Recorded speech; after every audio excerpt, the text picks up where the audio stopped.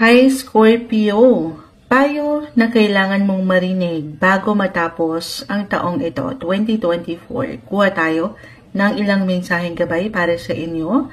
Scorpio, anong kailangan niyong marinig bago matapos ang taon? Para sa mga taong maaaring makapakinig nito, message po. Scorpio, guidance para sa mga taong ito. Anong kailangan nilang marinig bago matapos ang 2024? Mensaheng gabay po, may bumabagsak. Scorpio, ayun o.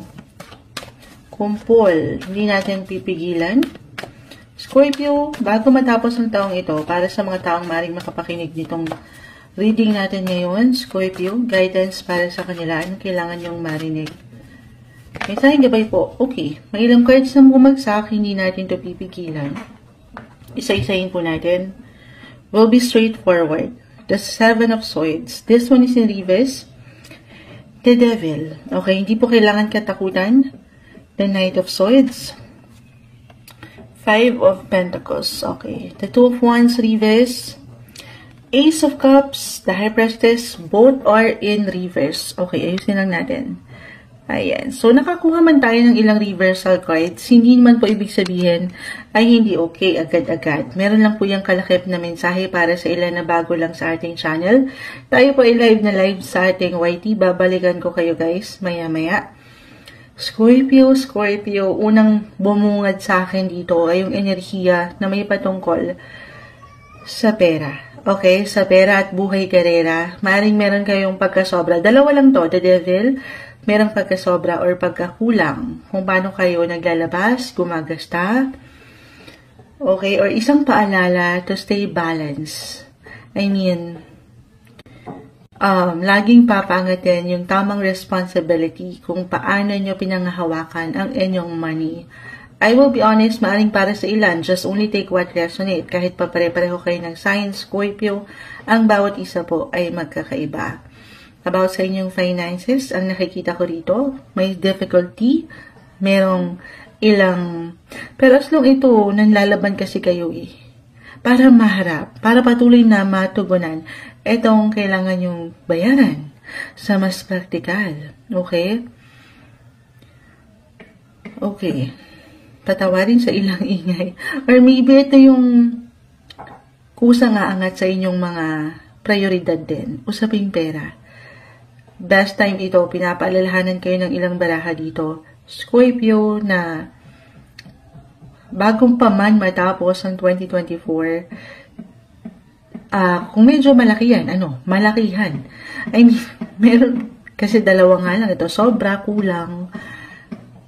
Anyhow, ayan, patawarin po sa ilang sound effects sa paligid. Daytime kasi tayo ngayon. Pero may iwan ko na ito yung best time. Lalo kung merong ilang difficulty talaga, mag-apply yun. Hindi kayo makabuo ng tamang plano. Best time to consult a financial advisor. Hindi po isang financial advisor si Moonshot, kaya iwan natin to sa mga professional. Para sa ilan lang naman. Or kung ano lang naman, magtanong. Okay? Magtanong kung paano kayo maglalabas, mag-iwan ng priority para kumbaga, mas ma-handle ito. Lalo pa para sa ilan na medyo meron talagang struggle dito na pwedeng umangat. Ngayon pa lang. Okay? Other messages, may support po. Okay? Hindi kayo dito nag-iisa. May support mula sa ilang taong malapit sa inyong puso. Ay, dito naman, pwede pa nga, saan to? Pagdating sa ilang connection sa trabaho. Pwede rin po. Or partner, mapa-professional or personal relationship, partnership ito, hindi ka nag-iisa. Minsan kailangan mo lang din daw dito pangatin ang iyong boses, Scorpio. Okay? Ni-encourage ka ng mga baraha bago pa man matapos ang taong ito to review. To review your finances, especially. Or kung itong ngayon pa lang, bago pa man pumasok ang 2025, pagdating sa ilang goal mo, financial goal mo, eto na yun. Okay? Kasi, ano yan? Ayan, para may pa-fireworks na sa kapitbahay. Hindi imposible, Scorpio, lalo kung ngayon palang mababalance nyo ang sitwasyon ng walang pagkakulang or pagkasobra, ay claim natin ito. Okay, merong bonus tayong nakikita. Bonus, oo nga, normal moonshot, nandito tayo sa holiday season. Maring ito ay somehow, ngayon pa lang baka meron lang ilang delays or glitch or may worry kayo na baka hindi makarating sa inyo, pagkakautang ba ito or anything related sa trabaho as I've mentioned. May bonus or may malaking